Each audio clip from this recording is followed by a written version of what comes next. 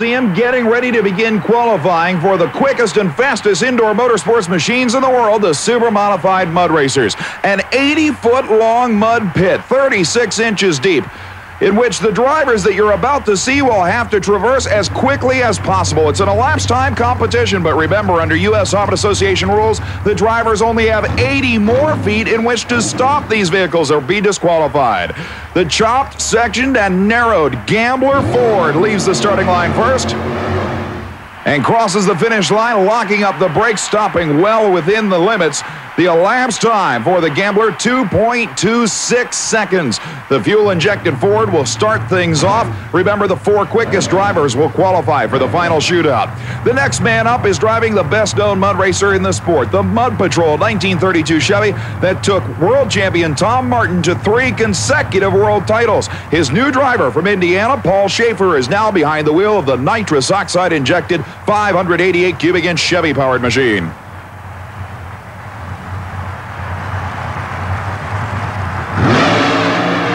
Yanking the left front wheel on a tremendous wheel stand, locking up the brakes. He stops it in time and salutes the crowd. Paul Shafer in the Mud Patrol machine puts down a run of 1.99 seconds. That will obviously take over the #1 spot. Bill Bartlett out of New England in the Moonlightin' 478 cubic inch Bronco is next.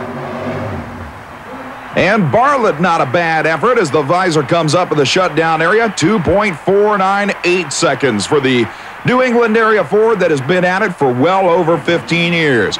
The next machine up will feature a brand new driver. Preston Ward in the Mystic Warrior machine has been one of the toughest Ford-powered entries on the U.S. Harvard Association trail.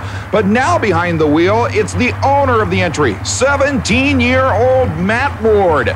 The fuel-injected, nitrous-injected 30 Ford A leaves the line.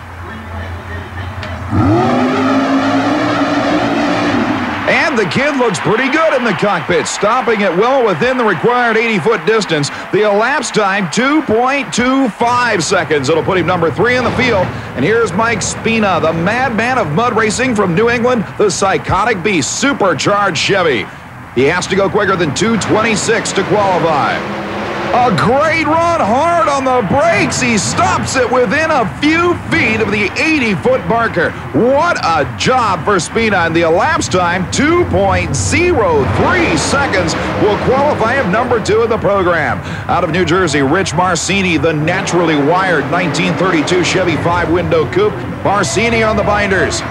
Man, within 2 feet of the disqualification mark, but a great pass, one of the quickest he's ever made. 2 seconds flat will qualify him #2. Thought I'd take a little break and get away from all that loud noise and all the action down trackside, so I came upstairs where I'm now standing in front of one of the mini novelty booths where I'm going to probably pick up just a couple of items. I don't know, just 1 or 2. Some people blame me for going overboard when I go shopping. I can't imagine what in the world they're talking about.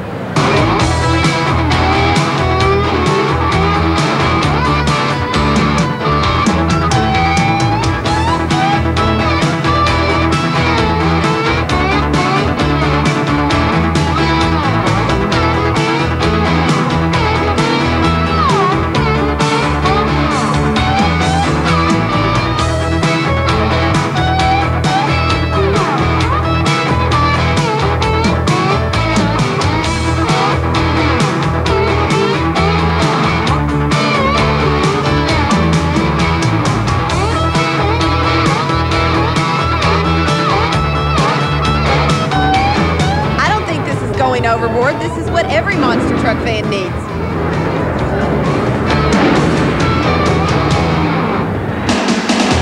And that brings us to this week's Power Drive. Last year, during a late Poland Championship competition, Mr. Sparkle used every bit of its horsepower to finish with a full pull and claim the title. As the sled came forward, burdening this immaculate machine, the wheels spun, grinding for every inch. And that's why that's this week's Power Drive. We're back at the Nassau Coliseum in Uniondale, New York, continuing the qualifying round to determine the 4 quickest super modified mud racers at this U.S. Hobbit Association Camel Mud Racing Championship event. The next machine up, battling a bump spot right now of 2.25 seconds, will be the Papa Smurf 1923 Ford Model T Roadster with fuel-injected Chevrolet motivation. Remember, in this category, just about anything goes with the exception of the tires. The tires must be Department of Transportation approved street legal tires, but as you can see, the drivers can change the tread any way they want. John Herzog waits for the green light, now leaves the line. But Herzog's got more problems than just a wrong tread design on his machine. Obviously way down on power. If nothing else, that run gave you an indication of just how slimy 36 inches of mud can be. The hook goes out to disconnect the kill switch, and John Herzog is not happy.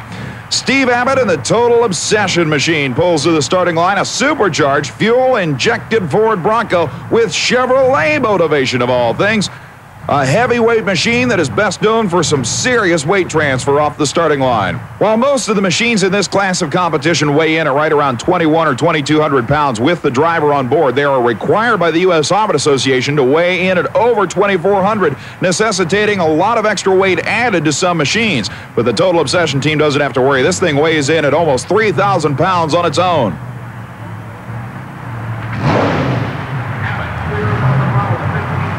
Wrapping the throttle on 2,000 Chevrolet horsepower, waiting for the green light to come on. The visor comes down into a forward gear, and now we're ready.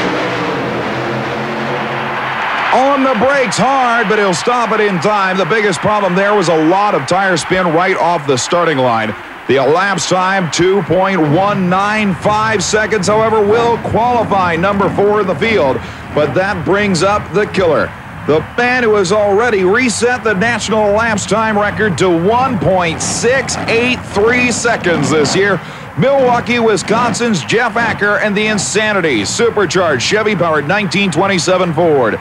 Acker has been the biggest threat to Tom Martin's dominance of this category so far in 1991, and right now he's faced with the prospect of running quicker than 2.19 seconds in order to qualify for this field.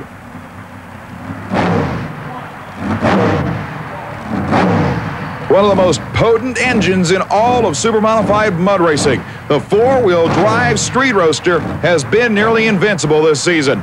Staged up and ready. Remember, he must go quicker than 2.195 seconds to make the final 4. A wheel standing start, and the machine almost clips the left-hand side finish line pole, but he'll stop it in time. The elapsed time, 1.90 seconds, will put Acker in the program. Number 1 qualifier, even with the problems incurred down at the finish line. And Acker knows he's in on the pole. You know, the one thing about mud racing that any driver will tell you is it's not like any other form of motorsports because the track changes every second, and I don't even think you were prepared for the conditions you had out there. No, I wasn't. It spun real hard in the line. I didn't think the starting line was going to go away that fast because they packed down a little bit more today, but I just couldn't get a hold of anything on the line, and I guess I tried to make it up in the pit a little bit. It looked at the finish line like the machine was trying to go right and you were trying to steer left, and that's what kept it straight. Well, yeah, I was pulling on the ruts and the front end wasn't touching very hard, so I just tried to compensate so if it would bounce, it'd pull me over. Well, it worked. That'll be good for the number 1 spot right now, guy. You're in another shootout. Thanks a lot, Brett. See you then. An amazing driver with an equally amazing machine, but he still lacks the credentials of this man. The 3-time and defending U.S. Hobbit Association Camel Mud Racing Super Modified World Champion, Indiana's Tom Martin. Now, earlier you saw the Mud Patrol 1932 Chevy that Tom took to 3 straight world titles. This is his newest entry for 1991, another 32 Chevy Victoria body, but this one called the Super Trooper. Fuel-injected, nitrous oxide-injected, mountain-motored Chevrolet power. Martin now knows he must go quicker than 2.03 seconds to qualify for the field.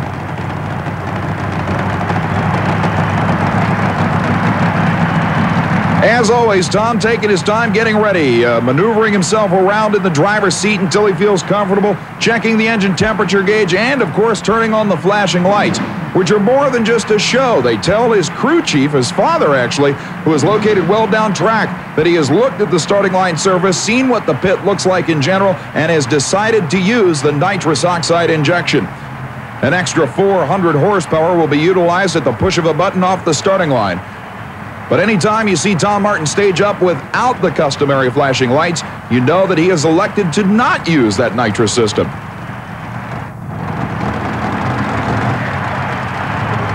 Moving forward to stage ever so cautiously. He must go quicker than 2.038 seconds to knock Mike Spina's psychotic beast from the field and give the Super Trooper team a spot.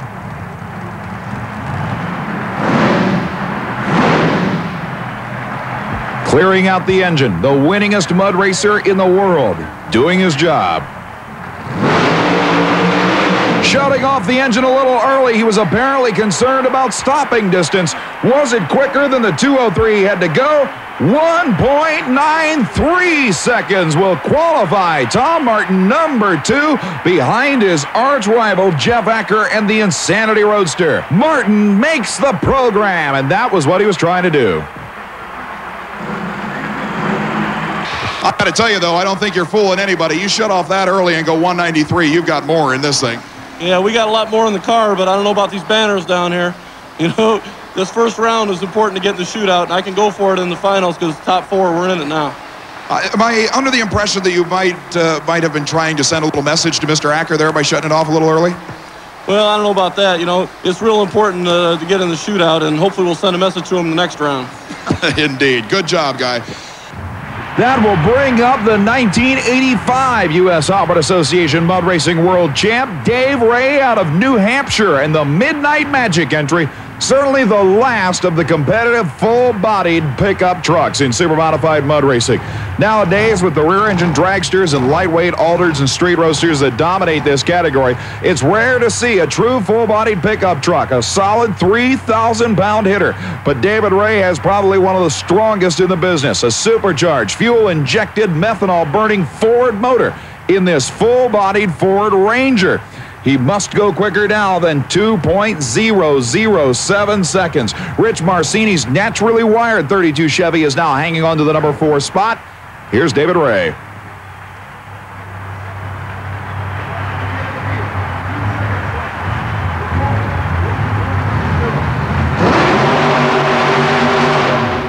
David Ray knew that run was wasted as soon as he dropped the hammer. A phenomenal amount of tire spin on the starting line. He even shut the car down early, not because he was going to run out of room, but I think more because he was disgusted with the way the machine left the line. The elapsed time, 2.08 seconds, a good run, but nowhere near enough to make the field.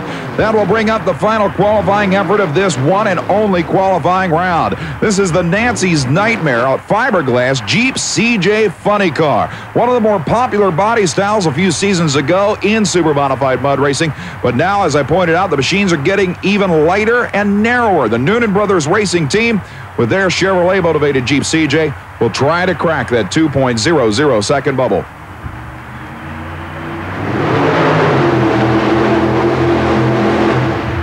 And about all that can be said is that it made it to the finish line, and that's enough for the driver. A 2.84 second elapsed time, far off the pace, and that means that within our quick 4 in the Camel Shootout, we've got not only the defending and 3-time world champion, but the driver who has been hottest on his tail throughout the season so far, Jeff Acker in the Insanity Roadster. Each one of the drivers who has made the quick 4 field will now get one shot against the clocks to determine the championship. But keep in mind, we've got side-by-side monster truck racing as well as mud racing action to go. Don't go away.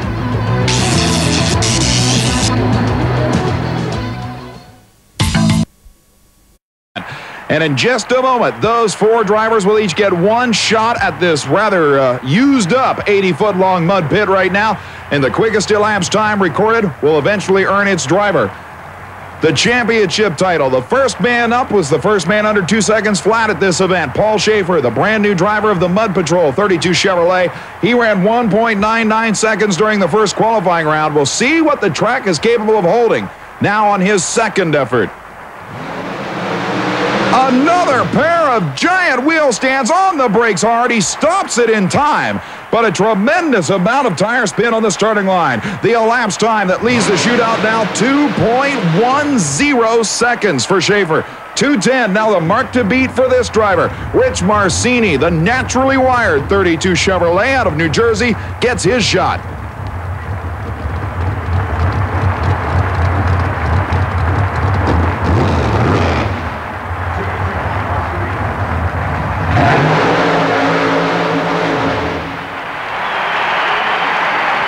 Marcine shuts the engine down a little bit early. He had better starting line traction than Shafer did, but the mark will just miss. 2.17 seconds. It'll be good for the number 2 spot, but that's about it right now. Jeff Acker, meanwhile, the number 1 qualifier at 1.90 seconds, moves up. The national elapsed time record holder from Milwaukee, Wisconsin, with 2,000 Chevrolet horsepower on tap, is ready. He must go quicker than 2:10 to take the lead.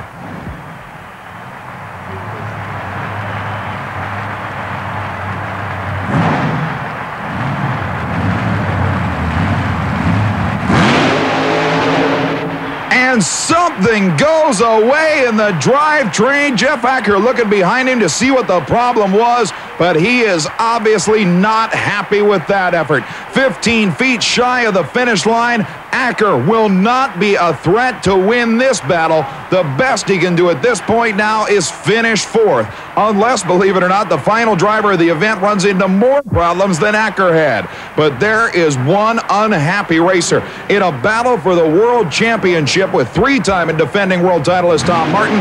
He's going to have to be pulled out of the top end of this pit with a front loader. That will leave one driver to challenge the number 1 spot, and believe it or not, if Tom Martin can beat the 2:10 by Paul Shafer, it will still give the Mud Patrol Super Trooper team a 1-2 finish. But you know Martin wants the points that go with this victory towards a 4th consecutive world championship. So in order to beat teammate Shafer, he must better 2.10 seconds. You can see just how sticky the mud is right now, clinging to the treads of the tire. That will certainly affect traction when the car leaves the line. It will also create quite a show as this thing slings mud 20 feet in the air.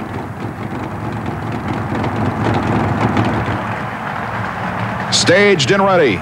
2.104 seconds or less is what he needs.